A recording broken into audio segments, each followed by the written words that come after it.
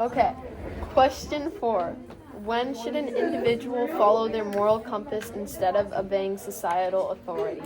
I think, and again, the best example of this is in Antigone and how she follows her moral compass that follows the God's law instead of Creon's law, who's like the societal authority. And that's how we're going to start that. I think Fahrenheit 451 is also like a pretty good example of that because I think he finally, Montag finally just had enough of following society's law and he finally realized for himself he can make decisions on his own. He doesn't need to follow everyone else's television around him, and he decided to follow his moral compass instead. He knew that burning the books, there's something wrong about it, and he knew how everyone is acting, there's something wrong about it, and he decided to change that for himself by following it. I also want to bring in evidence from Purple Hibiscus. And definitely we see Kambili and Jaja, in this case their societal authority is kind of the familial authority of their father. And they obey him plenty of times because of, in efforts of doing what they believe is morally just, take care of Papa Nubila or whatever. So yeah, I think that's an example of how an individual should follow their moral compass instead of societal authority. And again, in Purple Hibiscus, Mama follows her moral compass by poisoning Papa and killing him because she thinks it's what's best for her family in order to keep them safe and her children safe. And that does break the law because she murdered someone. And do you think it's okay for her to murder someone if it means saving 3 other lives, kind of like Trolley? Or actually someone else can answer. I don't know. I feel like a lot of states have that self-defense, stand your ground or whatever. I feel like if she really felt her life was at risk and her children's life were at risk, then if she felt she needed to take that step to kill him, then I think that it could be justified. Do you guys think in any of the texts or in real life, do you think a reason for someone deciding to follow society for a longer period of time and then switch to following their moral compass has to do with fear, or why do you think someone would choose to follow society rules longer before they decide to follow their moral compass? I feel like it's when someone feels specifically wronged by the people around them or the systems around them. That's what Antigone felt. She felt like her brother was being wronged by Creon, and that's what kind of made her turn over. And Montag, he felt that lady was being wronged, the way she burned in that building. He felt like that was a big flaw with the system, so that kind of also made him turn to that moral compass. So you're saying you feel once there's kind of an ending point, they have a realization that it's really bad. Yeah, they've noticed kind of the flaws when something happens. I kind of want to because I think with Montag it wasn't his own suffering that kind of led him to disobey societal law. I guess that's the case with Antigone too, because it wasn't her that was being unjustly treated. It was her brother, right? And I guess the same thing with Montag. How is that lady in the fire? So maybe it's not necessarily even about rebellion for yourself, but rather protest for other people, I guess, which is really what leads to disobeyment or disobedience in society. But Montag really isn't trying to by the end he wants to escape, and he's not really thinking about other people. In Antigone, she's mostly thinking about herself. She doesn't care.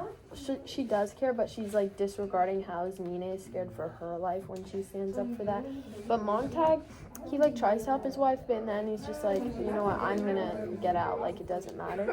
But for him, I also think finding his moral compass and escaping the TVs was harder than actually following. I do think they would want to help other people in society as well, but I think like once that happens to them or they see it more within themselves, that's when they really feel like they need to do something to change it, because then it's like affecting them personally, and then it's also affecting other people around them. Within Antigone, I kind of like, she talks a lot about like the God's law and like what the gods would want. So like a moral compass, it doesn't have to be necessarily like generally right or wrong. Like a serial killer could have a certain moral compass that like killing people is good, right? So is the God's law like different from a moral compass in the way that like it's kind of the over like all positive and negative? Wait, can you say Well, I mean, I think that the God's law, or I guess the idea that they're trying to convey in Antigone is that the God's law is the morally just path, versus, in this case they're talking about societal authority, which is in a lot of the texts we've read is not is unjust and is unjust, and, should be disobeyed. So yeah, I think the God's law is kind of it's kind of what your moral compass should point to. But it's still like a type of authority, like you're following a different type of law, but your moral compass is just more aligned with God's law instead of Brian's law in that case. No, definitely it is a type of authority, just not societal authority. I think both Antigone and Macbeth's prophecies kind of led them to the same fate, but they disobeyed kind of their own moral compasses. Well, Macbeth disobeyed his moral compass, and Antigone disobeyed societal law. Because in the beginning, Macbeth, he doesn't want to kill Duncan, but he does it because Lady Macbeth tells him to. And in the beginning, Antigone obviously goes against Brion's law. Lucky I like this one better though. Because this felt like a podcast. Are there historical or modern figures who followed their moral compass against the law? And also, were they justified? I think a more recent example was Luigi Mangione.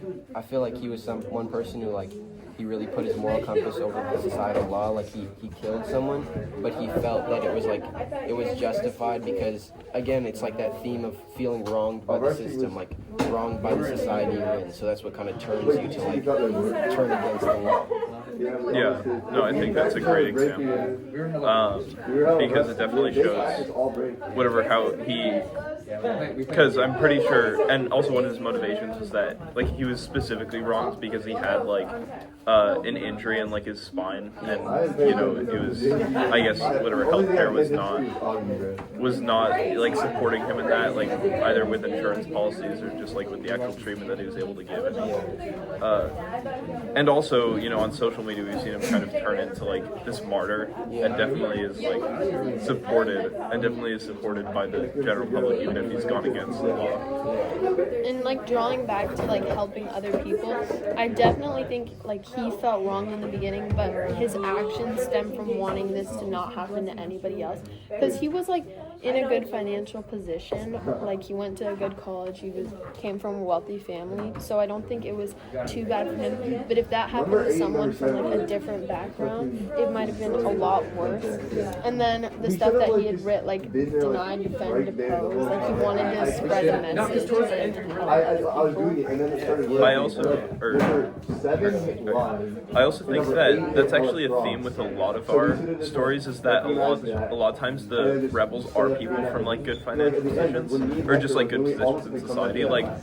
Montag, I mean, he wasn't wealthy or anything, but he definitely had a stable job, and he had a wife, and he was living a perfectly fine and normal life.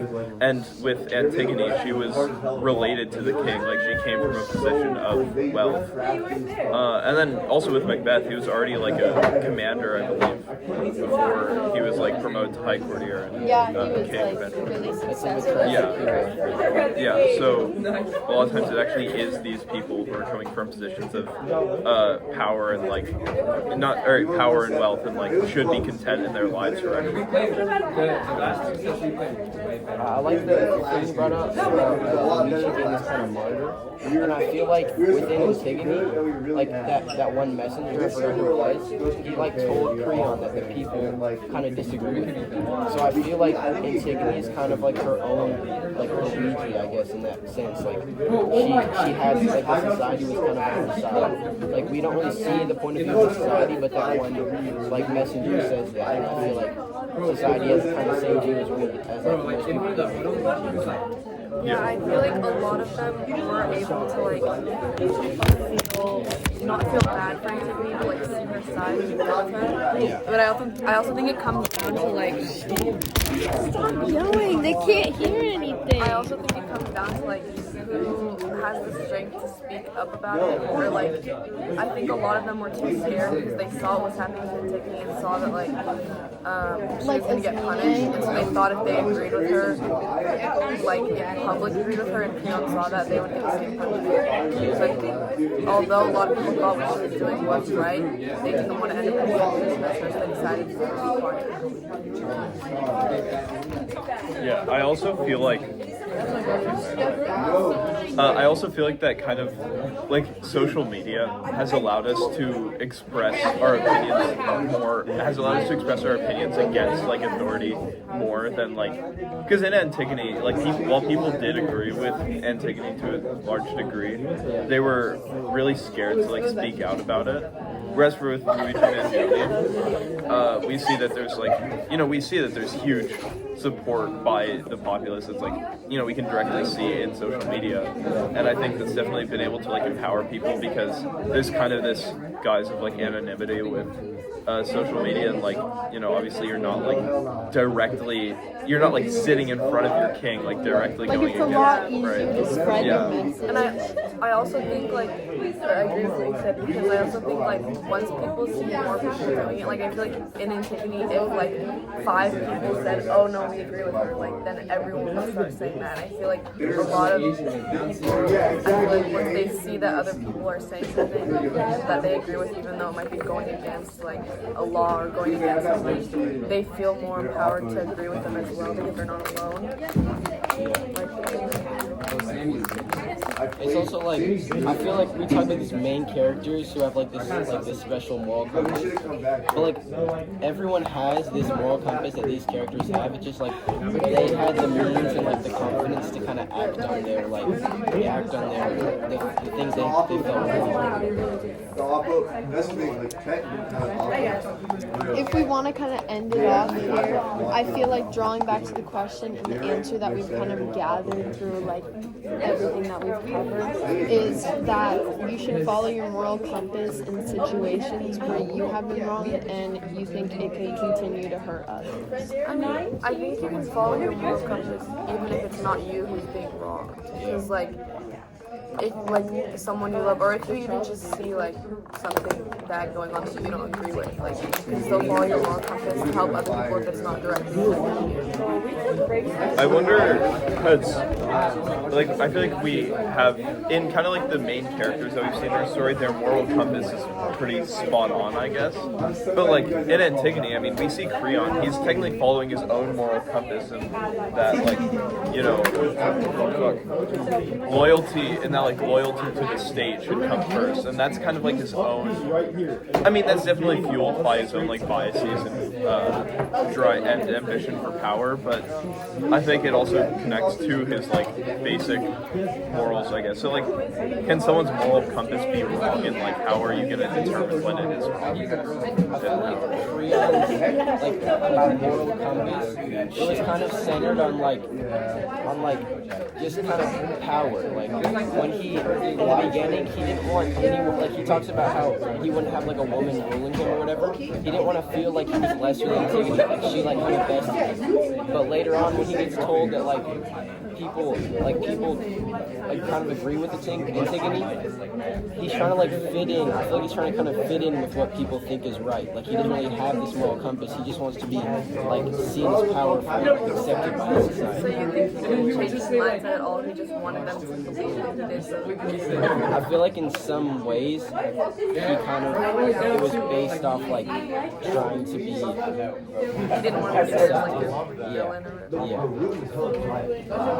How do you think we can find a balance between like valuing your moral compass and like societal authority? Because like we kind of just discussed, you know, not everyone's moral compass is also right, and obviously not all laws are just.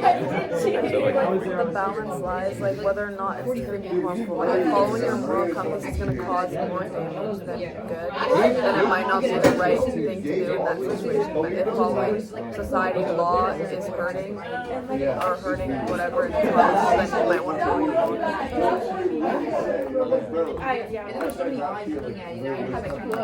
I don't know. The idea of like moral compass versus societal law. Like when I was thinking about it while writing this book, it was like it's super hard to like discuss this because like you can't really base it off anything. Like we know murder is wrong and all that stuff, but it's so hard to find like a real like right and wrong. Like it's really so subjective. It really depends on every single situation. Yeah. I think that personally we should find a balance in like democracy, I guess, in the majority opinion.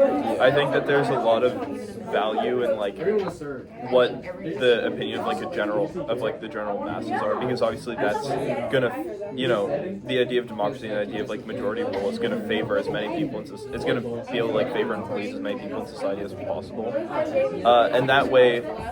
While I definitely think that there is some value in like organizing power into kind of like, you know, like government like we have. I think that the amount of I think that there's value in being able to spread out power as much as possible without it leading to disorganization, because that's going to get as many people's opinions incorporated as possible. But it really depends on where the majority's like moral compass lies. Like in like Germany with Hitler, like, the majority of Germans were okay with this like happening and killing all these Jewish people. So like if their moral compass lies in violence, I feel like it shouldn't be followed even if it's the majority. Yeah, that's a good point. I like what you're talking about with that. Like if you take a bunch of people's moral compass and you kind of like overlap all of it, you can kind of find like that median or like average, and that could be like that's kind of how like laws and like the general public's idea of like right and wrong kind of got formed. It's like an overlap of a bunch of people's moral compass. I think that's a good. Yeah.